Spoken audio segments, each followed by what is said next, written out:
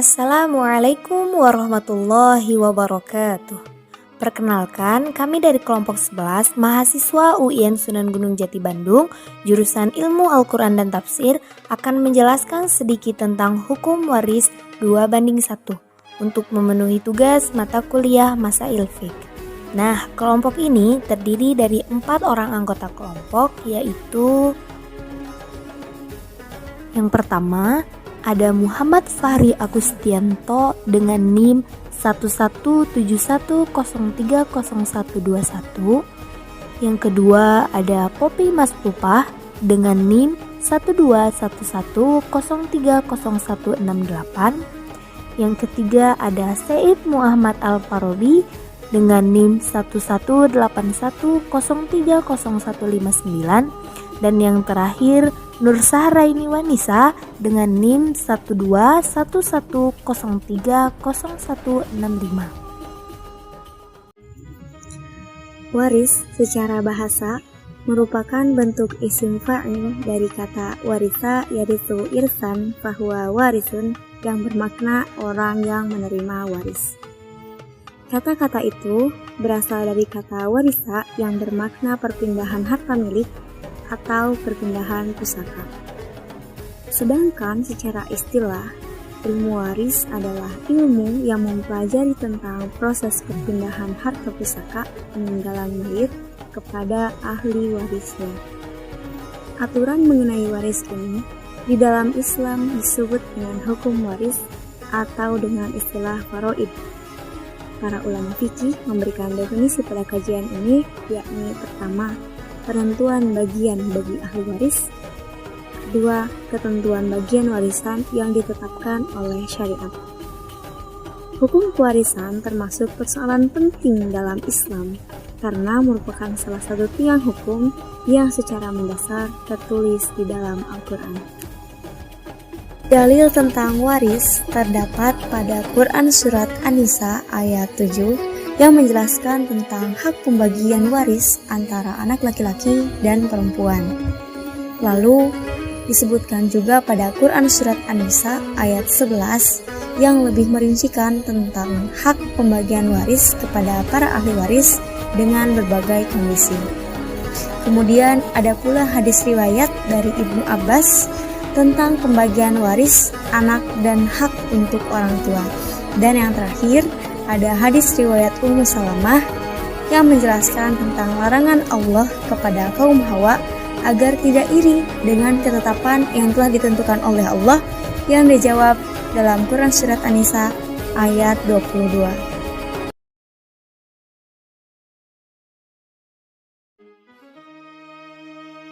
Formulasi 2:1 dalam waris.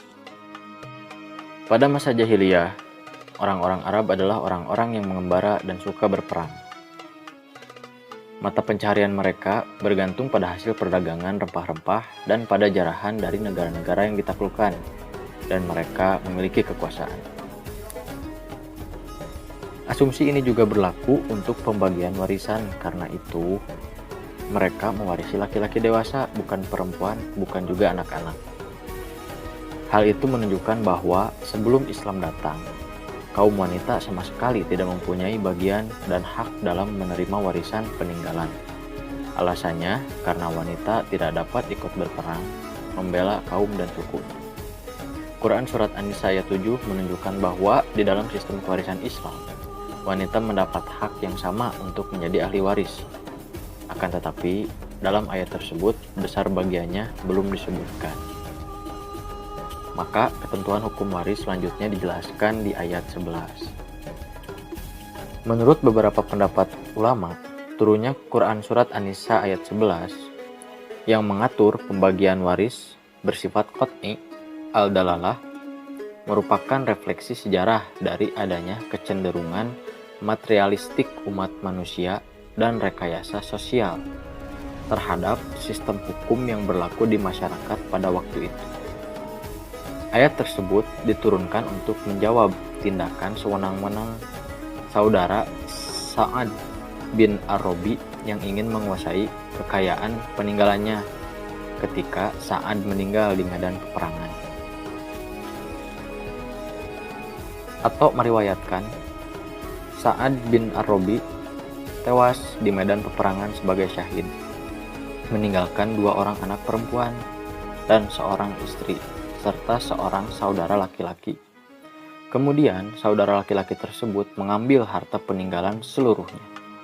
Maka datanglah istri Sa'ad dan berkata pada Rasulullah SAW, "Wahai Rasulullah, ini adalah 2 anak perempuan Sa'ad, dan Sa'ad tewas di medan peperangan.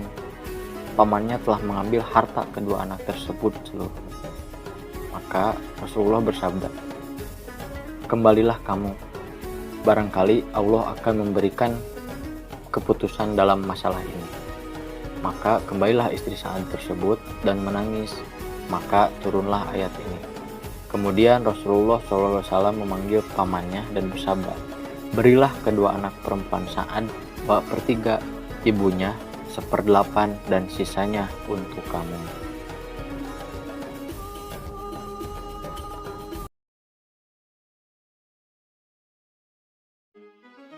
Sebelum Islam datang, bangsa Arab memperlakukan kaum wanita secara zalim. Mereka tidak memberi hak waris kepada kaum wanita dan anak-anak, baik dari harta peninggalan ayah, suami, maupun kerabat mereka. Barulah setelah Islam datang, ada ketetapan syariat yang memberi mereka hak untuk mewarisi harta peninggalan kerabat, ayah, atau suami mereka dengan penuh kemuliaan tanpa direndahkan. Di sini terlihat bahwa Islam sangat menjunjung dan mengangkat derajat wanita. Nilai dan semangat inilah yang sering disalahartikan oleh beberapa intelektual muslim. Perlu digarisbawahi bahwasannya dalam Quran Surah An-Nisa sudah sangat adil jika kita kaitkan dengan konteks sosial budaya pada waktu itu. Dan dari sinilah konsep formulasi 2/1 dalam hukum waris ini dijadikan sebagai ketetapan hukum dalam Islam. Para ulama sepakat bahwa pembagian harta waris itu harus disesuaikan dengan petunjuk-petunjuk agama. Sebagaimana dituangkan dalam nas, yaitu Al-Quran dan hadis Nabi, pembagian warisan antara laki-laki dan perempuan yaitu 2/1. Masih sangat relevan dengan konteks masyarakat pada saat itu. Formulasi pembagian harta waris masih dapat diselesaikan secara kekeluargaan menurut kultur.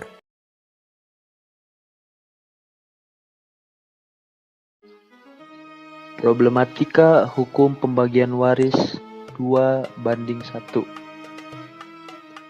Poin pertama, kita akan membahas mengenai qat'i dan zani,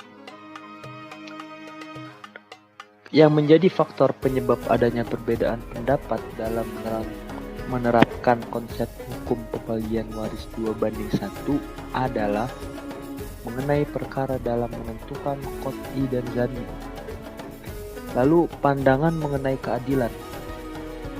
Dalam hukum kewarisan Islam, asas keadilan mengandung pengertian adanya keseimbangan antara hak yang diperoleh dan harta warisan dengan kewajiban atau beban kehidupan yang harus ditanggungnya atau ditunaikannya di antara para ahli waris.